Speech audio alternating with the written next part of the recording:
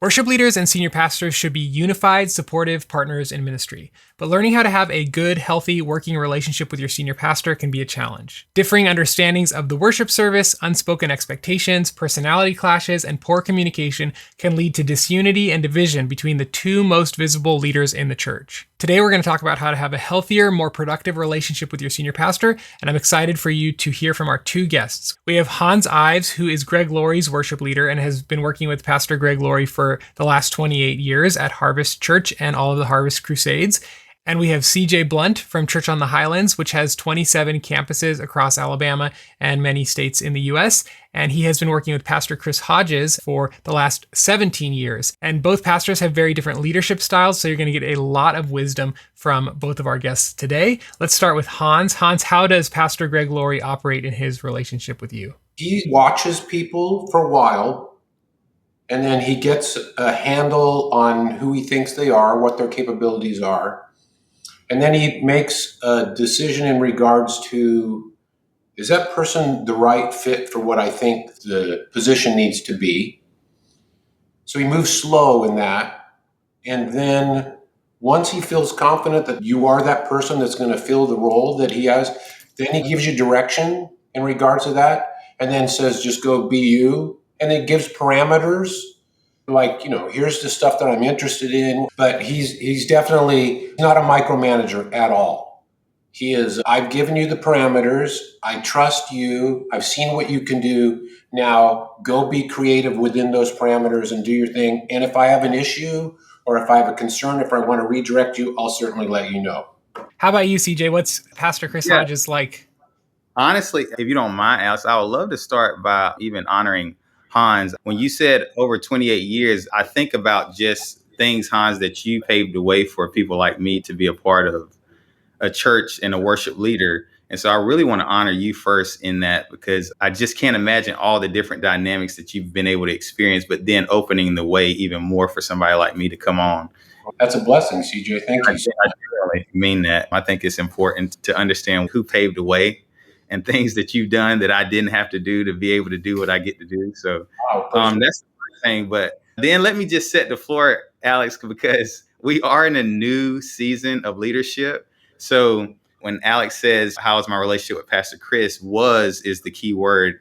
Pastor Chris is now the founding pastor of our church. And we have a new senior pastor and Pastor Mark Pettis, which is incredible. And there's so much to even say about that. But just so you guys get that first, so we could set the floor. But Pastor Chris and my opportunity to be able to serve with him was, it was amazing. And here's the background. Pastor Chris was the phenomenal worship leader, still is. He's very musical. He has the understanding of the musical side, but also the spiritual side. And he brings all of that together to lead worship. So he's very gifted in what he sees and what he knows. He's knowledgeable in that. So even coming in, I had to wrap my mind around that. Like, this guy, he actually knows what he's talking about. If you got a pastor that's calling out chords, you know it, Hanz. If he's calling out chords, or, hey, the bass player didn't hit that 7, it's like, whoa. Like, I better get up on my game. And so for him, that was kind of the understanding going in that I had to understand. But then I know Hanz mentioned his pastor was hands off. What most people don't understand is Pastor Chris actually gave us the reins to pray through what we believe should happen and then present him with what we thought should happen. So that was always the case.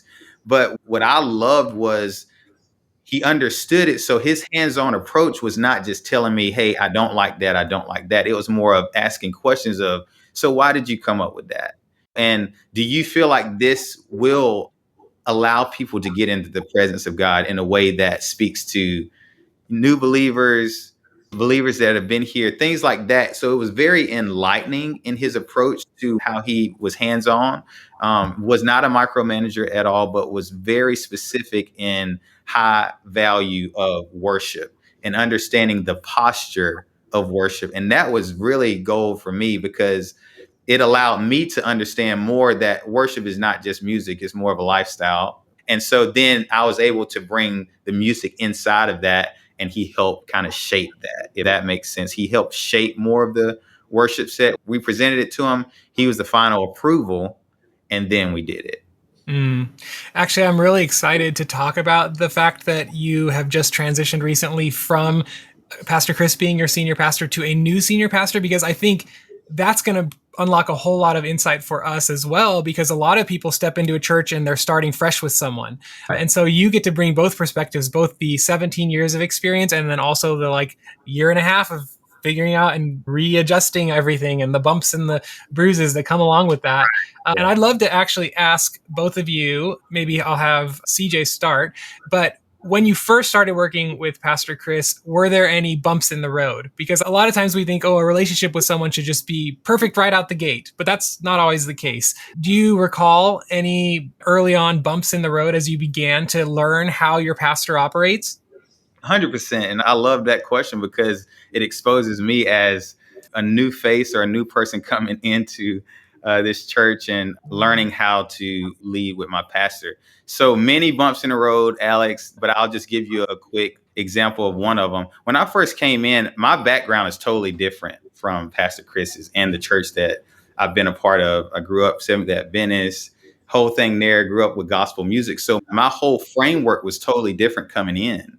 And I had to learn how to adapt to not only the vision, but what was Pastor Chris's background? What was he bringing to the church? What was this church's background as well? And so those things for me was, I had to learn it all. So first coming in, I just gave him who I was. This is who I am. You hired me for me. And he said that I'm bringing you in because I want you. And I came in and I gave him me. Now, he wanted to give me framework around, I want you in this context. So that's how he shaped me. So one of my first instances, I came in, led worship. I had never seen a service in this church before. So my first visual anything experience, I was on stage leading. And I'm thankful for that because most people don't get that. But I got the opportunity because he trusted me. And right after that, he pulled me aside. He pulled me in the back after the first service and he said, all right. And he just asked questions. The first thing was, how did you feel? And I'm like, I feel great, man. Let's go again.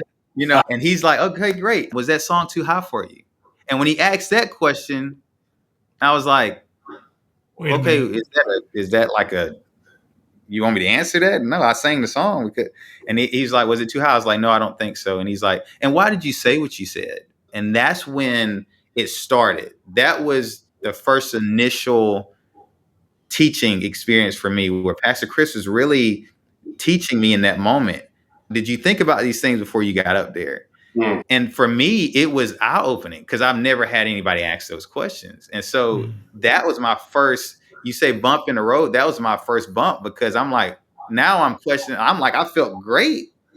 Do I need to feel great or do I feel something else? And it allowed me to kind of shift into the mode of what am I doing to prepare for these moments that's through his lens versus my lens. Does that make sense? And that was a bump in the road though, because it pulled me back more than launched me too far forward before I could understand, oh, this is what he is expecting. So that was kind of my first bump in the road.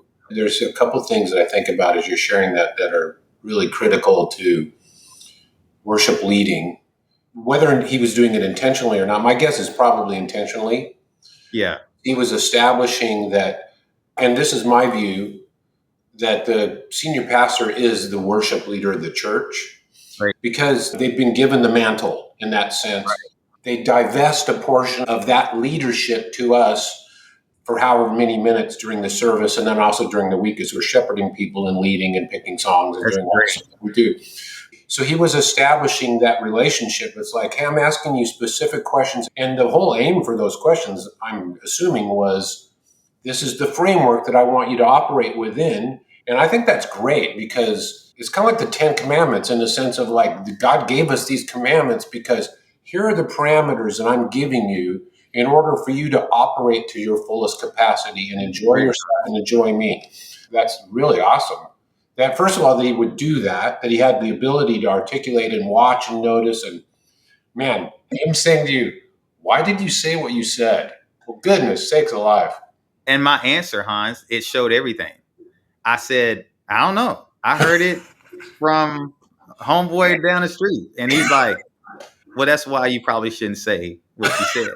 Like, it was like, for me, I'm like, I thought he was, man, what you said was amazing. But he asked, like, why did you say it? And so when he said that, I'm like, I didn't know, nobody never asked me that. And so that was enlightening in that too. I would also say that good leadership, I'm sorry to interrupt you, Alex, but I would just say that's an example of good leadership that is actually asking the question and pulling something out of them without saying, wah, wah, wah. Sometimes when we have auditions at church, my first question to somebody after they've done an audition is, how'd you think that went? And I'll get a pretty good idea of because I know how it went, but I want to know how, because it informs how I'm going to talk to him. It informs the rest of the conversation. Right. Yeah. And you're always allowed to interrupt, Hans, both of you. So please do. I would love to ask both of you before we get into bumps in the road with Hans in his early years with Pastor Greg Laurie. Do you think that the worship leader then should adapt to, you use the word adapt, CJ.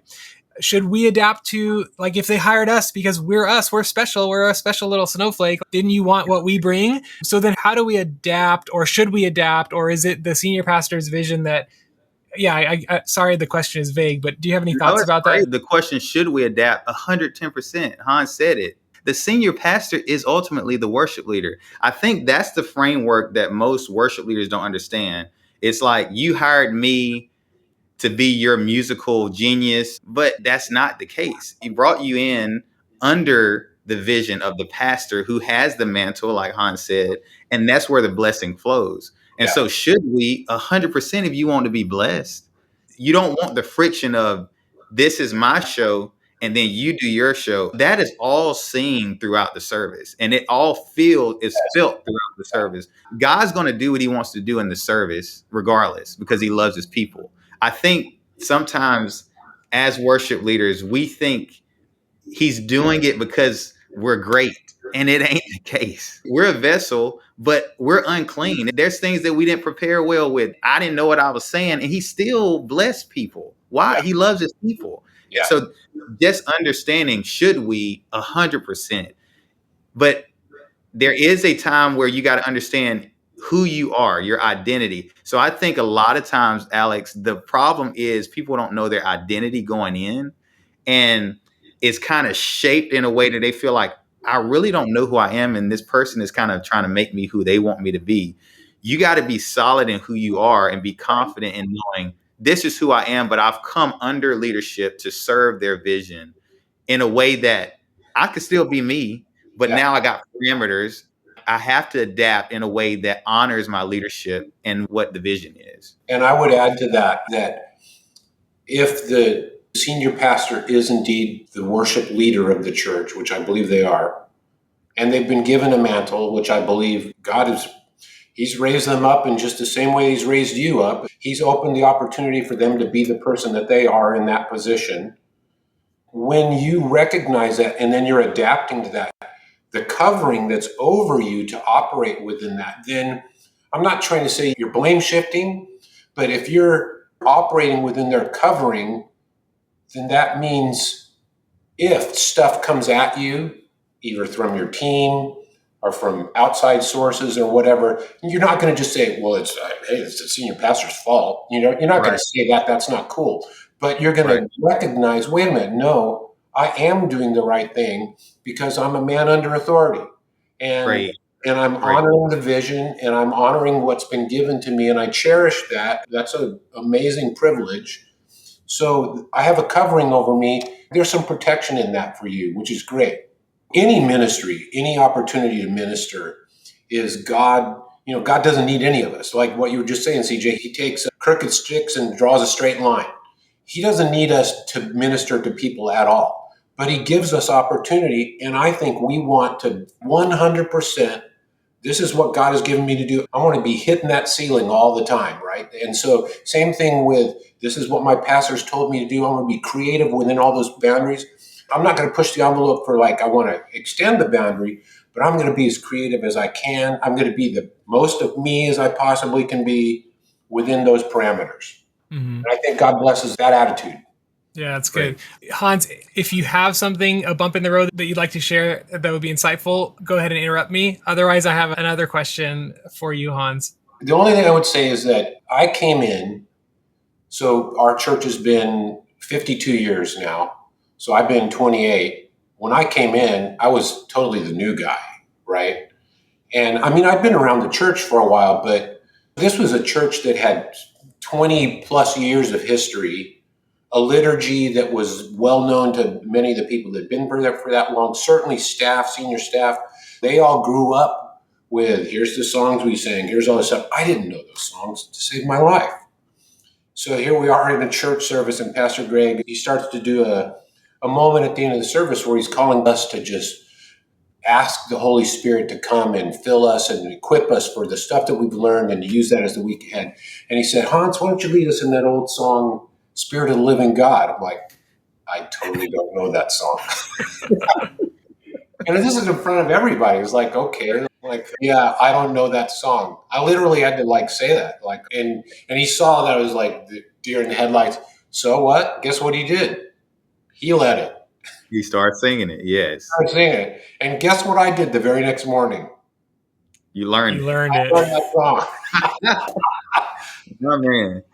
Yeah. I think that's such a great point, that we should understand that not only is our senior pastor the one that God called to that position, but he also has the context of the entire congregation and the history of certain people and why we made this decision in the past and all these things that we don't know and we wouldn't know. And so we should defer to what they know and their wisdom based on their knowledge and experience of that particular flock. I love that, Hanz. I want to add one thing to that, is that our pastors aren't always going to be right. They're not always going to be right because they're humans just like the rest of us. So when they make decisions, occasionally they'll make the wrong one. And okay, join the crowd, right? Our job is first to serve the Lord. And I think in the process of serving the Lord, we honor the leadership that's been given to us. I think that that's a scriptural thing. Yes, they may make a wrong decision and you just flow with it. And God's good at sorting that out.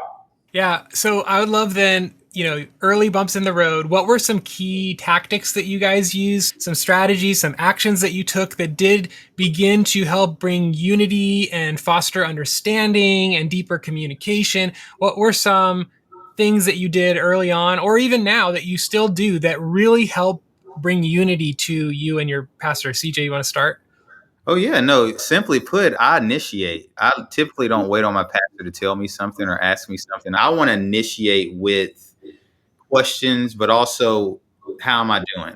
And I remember always going through the process of, not only do I know this song, like Hans was saying, I was like, I don't know that song. Like, I wanted to find out what my pastor liked. What songs are you listening to? What are things that's in your heart? And I did that early on where nobody told me to do it. And honestly, just being real, I don't know that I was supposed to. Like, I wasn't in a position where you just straight up to the senior pastor's office and, hey, can I talk to you? I got, but I was that person that I went through leadership and I asked, hey, I want to meet with Pastor Chris and just ask some questions. Oh, go for it. So when I did that, I initiated early on to show him that I really wanted to know his heart. I really wanted to know what he saw. I really wanted to know what he even saw in me that I need to grow in. So I went with those questions, but I also prepared in a way that once I heard that, if he said, man, I would listen to his conversation. And I remember in his conversations, he would say things like on the stage, from the stage, yeah, because it's old hymn, blah, blah, blah. And I would just jot it down. And 3 weeks from there, he would hear that hymn. Honestly, Alex, I didn't do this well in the first year. This is another story, and I won't go there. But the first year, I was not all in. I just didn't know the culture. I didn't know anything. So I was really new to it, and I didn't know how to sit under a senior pastor and listen to messages. But once I figured that out, I was all in. And my awareness for what my pastor loves, I was more aware of those things. So I would push towards that. I would initiate towards that. So when I heard him say something on stage, I'm writing it down. Let's do that song. Those are the things that I did early on that I feel like built trust, but also allowed me to build a relationship with him that he knew I wasn't trying to go rogue. I wasn't trying to go do my own thing and get mad every time I couldn't do the song I wanted to do. Yeah, it was, that's great. I'm here to serve you, and here's how I'm going to show it. You didn't ask me to do this song, but hey, I'm going to throw it in there. And I remember him being like, You threw it in there. And I'm like, yeah, no, I know that. And that would kind of generate more questions and more conversations with me and him on, okay, tell me about so that's kind of how I started. That's amazing. Initiation. It kind of reminds me of a waiter at a restaurant is like watching the person at the table. What do they need? You're like anticipating, you're proactive. You're trying to serve them before they Oh, even yeah. think to ask, Right. That's good. Hans, what were some actions you took to build the relationship with Greg? So I had been a part of the ministry, not as the worship leader, as a guitar player initially, and then a guitar player singing songs, and then to worship leader. So it was watch and learn was what I did. I would do, CJ, what you just said in regards to I was paying attention, getting to know the likes and dislikes. It could be easy for some to interpret that all we're doing is just trying to please your pastor. You're just, that's it. Right. Well, okay, no, that's not all I'm trying to do. But that is a big part. I mean, once again, it goes back to is the person you're serving the leader or not? And yeah, I do want to please them. I don't want to be a man pleaser, but I do want to please them. Yeah. In the sense that then I'm a part of the overarching flow of the church. Right. That's So great. it was just a lot of watch and learn. And yes, I would ask questions. I remember going into Greg's office once and asking him, so, hey, how's it going? How do you think we're doing? How do you think I'm doing? He was like, fine. Like, oh, okay. He goes, yeah. And then I think what that did is that opened, he was like, well, now that you mention it, and then I don't even remember what the conversation was, but he had a couple ideas, a couple of thoughts that then steered for the next season a little while. So I think being proactive in regards to asking questions is really good, CJ, and I appreciate that. I did the same thing, maybe not as much as you. It sounds like you did, but here 28 years later, I think it's working out. Let me ask you guys, when you're kind of coming with a posture of how's it going, you are trying to learn, maybe potentially, not saying you do this, but maybe I have, trying to get a compliment, like, am I doing a good job? Do you like me still? It seems like Greg wasn't very like, man, Hans, I'm so blessed by you. What would you say to a worship leader whose pastor doesn't really compliment them or encourage them or tell them that they're on the right track or tell them that they're doing a good job? Because that can be kind of discouraging when you're working your butt off. And like I had someone in the academy this morning ask me, hey, my leadership continues to remind me that I'm not their ideal person at this point, and they had their eye set on someone else. It's hard for me to work enthusiastically when I know. So anyway, how do you handle that? First of all, I'm sorry for that. That's hard. That's hard. And I wouldn't even go so far as to say that's just not cool. Yeah. Right. So for that person, whoever you are, may the Lord comfort you and strengthen you and give you all that you need to navigate through this season. First of all, we are servants of the Lord and servants of our pastor and servants of our team. Like you do stuff for your wives, right? And you don't do it necessarily because you want her to say, hey, great job. You do it just because you want to serve your wife. So it'd be really easy for an attitude like that to turn into self-righteousness, which then if that's not recognized, then that turns to bitterness. So you don't want that. But I think what you do is you serve. And when you don't get affirmation, go back and think about this. To me, the ultimate affirmation is the invite. Oh, that's good. You've been given the opportunity. That is the ultimate affirmation. If they come to you and say, we don't want you anymore, then you know that you weren't pleasing them. Okay. And if that's the case, then you don't want to be there because that means the Lord's moving you to a new thing where you're going to be more fruitful. But yeah, the invite, the fact that you're even there doing it at all, whenever you get to that place, nobody's recognizing that, man, I played that solo and it was amazing. Nobody said anything. It's like, well, but you're there again next week. So obviously they think you're doing a good job. If you're not getting that, I think you find the stuff that you need from just recognizing you're given the opportunity, which is a really big deal, by the way. I tell people to go back to the word. It says, don't do things to please man or get even the compliments of man, but do it unto the Lord. That's something that I would encourage any worship leader to pray over themselves and remind themselves, get them back in alignment of, Lord, don't let me do things to get the compliments of men or please man. I do everything unto you. The smallest thing, right? I'm doing it unto you, Lord. So make sure that you're aligned with the word and knowing that, like Hans said, you got the invite, first of all. So there's a reason that they have you there. Live off of that and then just do it unto the Lord. Because I've heard this too. You got to be careful with compliments because they'll drive your awareness of who you are versus who God is. Yeah, that's and so the problem with that is the more compliments you get, the better you think you are. And that creates an entitlement or a prideful connotation that you come in with. Well, my pastor, he said it to me I'm great. You got to be careful with compliments. And I've heard somebody say it, man, you got to make sure when you get those compliments at the end of today, present those to the Lord as thank you for the gifts you've given me. I think that's the way to keep yourself in that framework.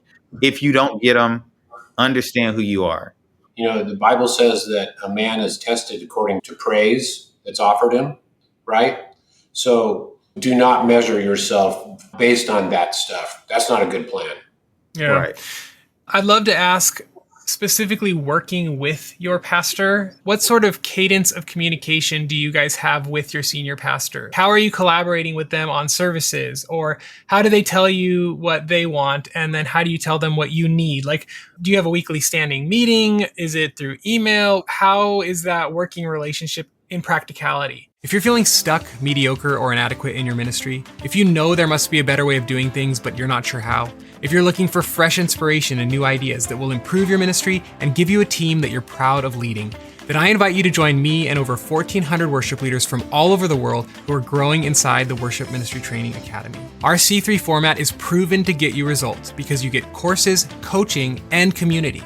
The courses teach you what to do, the coaches help you apply it to your specific situation, and the community helps you stay accountable and encouraged as you take the right steps to improve the ministry God has called you to. Get access to over a dozen practical courses, 20 time-saving templates, done-for-you team discipleship material, and live expert interviews with guests like Matt Redman, Christian Stanfill, Charity Gale, and others. The best part is it's completely free to try for 15 days, yes, free. And if you decide to sign up, the Academy is by far the most affordable online worship school that there is out there. Join thousands of other worship leaders like Alicia and Jaime, who both say the Academy has completely transformed their ministry. I hope you'll start your free trial today, take the guesswork out of building a thriving worship ministry, and get a proven game plan to success. Go to worshipministrytraining.com and click that big red button, and I hope to see you inside the Academy this week. What sort of cadence of communication do you guys have with your senior pastor? I said this earlier, we're in a new season right now with new leadership with Pastor Mark Pettis. And me and him just met 2 days ago around Father's Day. And that's not a standing meeting where me and him are meeting once a week, but there is a collaborative meeting that we're doing once a week that we're able to come in with certain key components of the service and we throw everything at the board. In that meeting specifically with him, we talked around his message and what he's doing. And then I was able to bring some thoughts to, hey, here's some songs that we already have ready. Here's the set. What do you think? Oh, I think this. But he sent me a text on Monday like, hey, what do you think about these two songs? He didn't reference them to the service, but I knew, again, the awareness. I knew when he sent those songs, it was connected to the Father's Day Sunday just based on the titles of the song. And I said, hey, they're great. So I went into my office and started working on a set list that I could present him, referring to what he had sent me in that text. And again, the text just said, hey, what do you think about these two songs? Didn't say, what do you think about them for Father's Day? The awareness took me there and I went in and worked on. And then when we met, I said, hey, one of the songs you sent, I think it'd be great at this spot. He's like, hey, I was thinking that same thing. How do we get to where we can reprise? And so we just fleshed it out right there.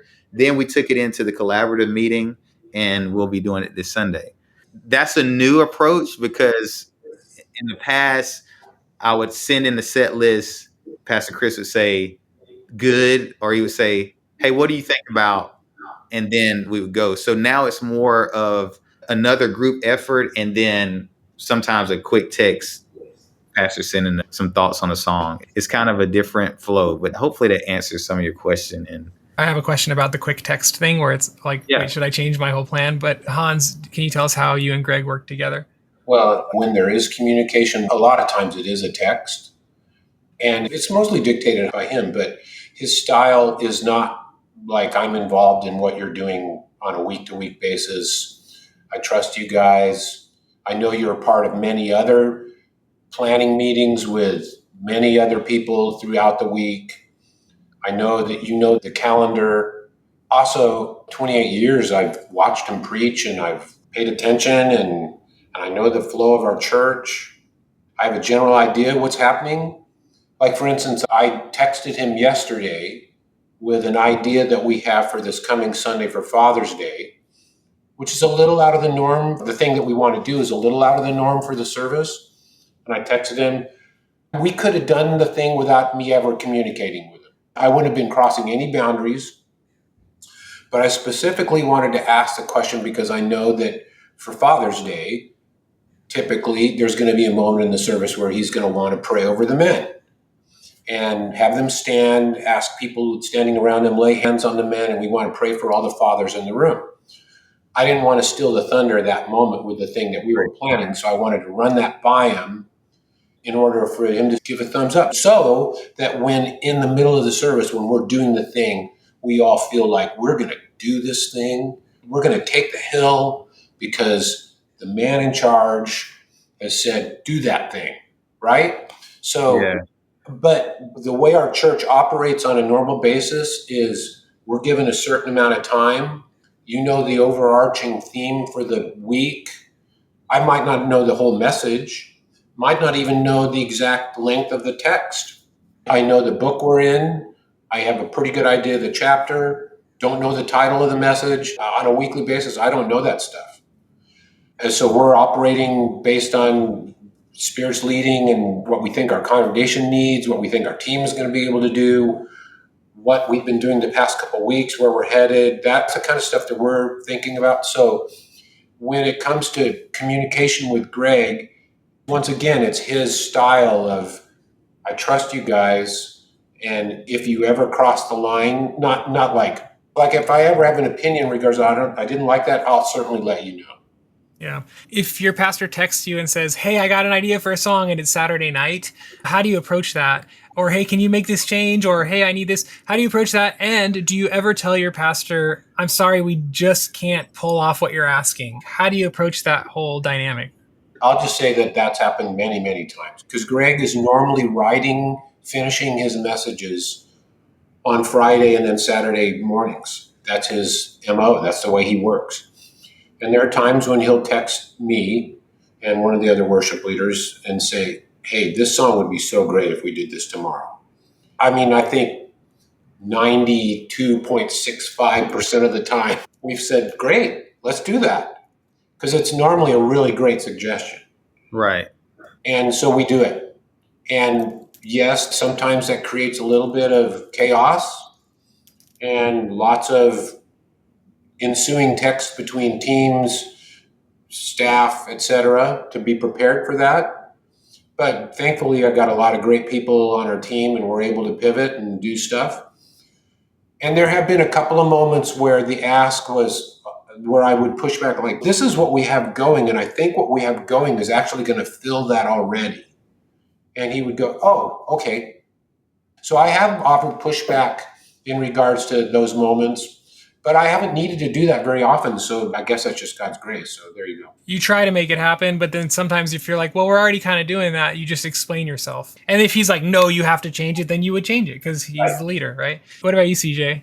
One thing that I always tried to do, and I learned this from the leader that was leading me for 12 years, is I don't ever want my pastor to feel like his hands are tied. He's hearing from the Lord. There's something that God has put on his heart. So I've always, and I know I keep using the word initiate, I even initiated with the team. We got 23 other campuses that are going to be playing it, so it can be a ripple effect, right? But I would always initiate with the team, hey, here's the heart. We're going to have the set list to you in time for you to rehearse, be prepped, all that. But you got to understand, ultimately, our pastor is the worship pastor. So if he comes with a suggestion on Friday or Saturday, we're making the shift. Yeah. Now, if there's an option for you not to do it, I'll let you know. But majority of the time, we're going to do that.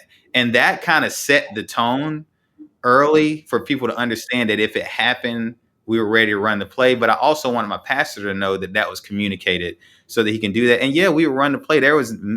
I don't remember, even on one hand, many times I said, hey, we can't do that. It was always, oh, we got it, because that was the heart of it. And then I would sometimes, maybe a small amount of times, I would say, hey, we got it. Just want you to know it might not sound exactly like you want it. Here's why. We don't have, the bass player to pull that off. And he would always come back with, okay, so what do you think about this? Because again, he's musical, so he understands the dynamic. So there was so much he understood before he asked the question.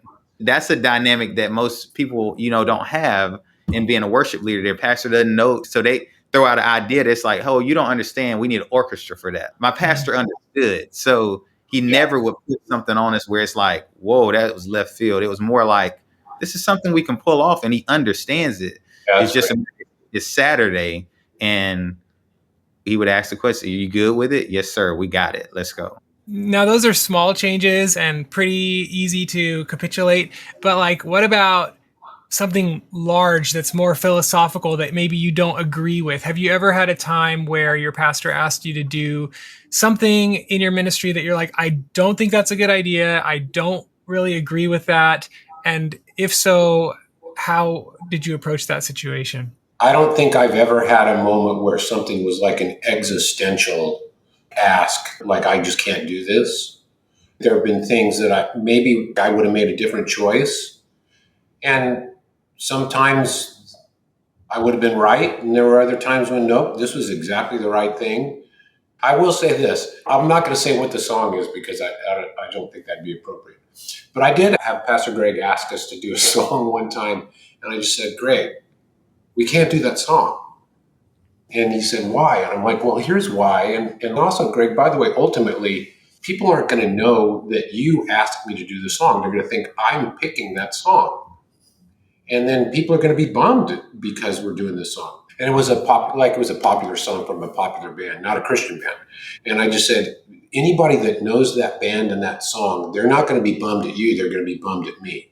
Because I'm not going to go, by the way, Greg asked us to play the song. That'd be weird, And he said, you know what? You're right. Yeah, don't do the song. Yeah.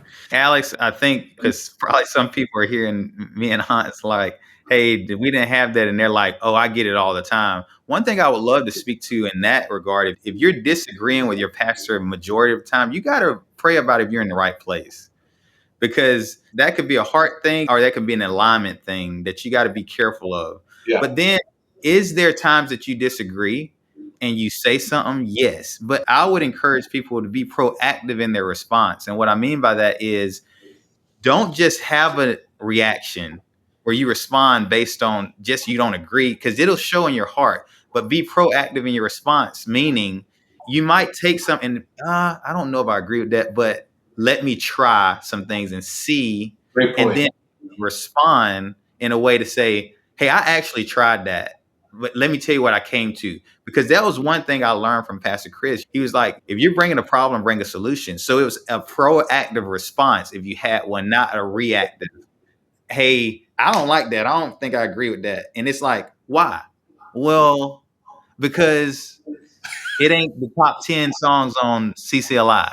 And they're like, okay, not a great response. It's like, be proactive in your response. I do think a lot of people disagree with what their pastors do, but if you're doing it all the time, you got to pray about it if that's the right place.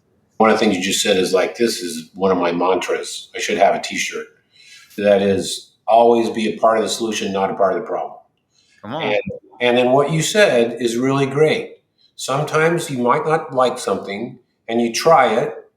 And then if you really feel the conviction, they're like, this is not the right thing, or let's figure out another way. Because, by the way, maybe the aim of your senior pastor or leadership or whoever it is that's asking stuff, their aim is probably good. I mean, these are Christian men and leaders, and they're trying to serve the Lord. And sometimes they don't see things from every angle. In fact, they're not supposed to. They're not supposed to see it from our angles because that's our expertise. But they're looking at the whole global thing and they make the suggestion. And you're like, okay, I'm going to try it. And then here's why this didn't work. What if we did this?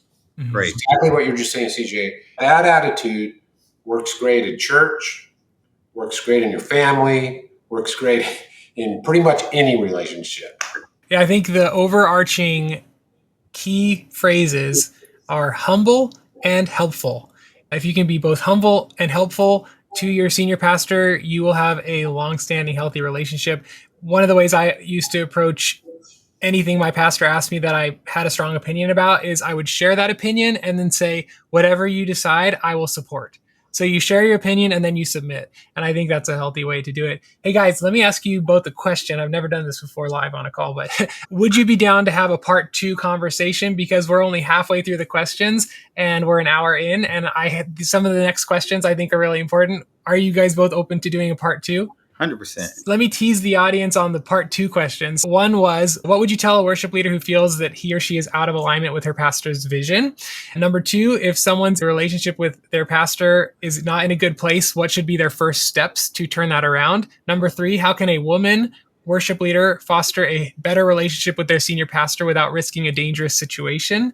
Any tips on speaking pastor language and communicating in a way they understand? And then what's something that a senior pastor can do that seems small but really, really helps us as worship leaders? So those are some of the questions for our part 2 conversation. So everybody who's watching, tune in for that. I do want to move into our Academy Q&A with you guys. Are you guys cool with about 10 minutes of questions from our students? Yeah, Great. sure.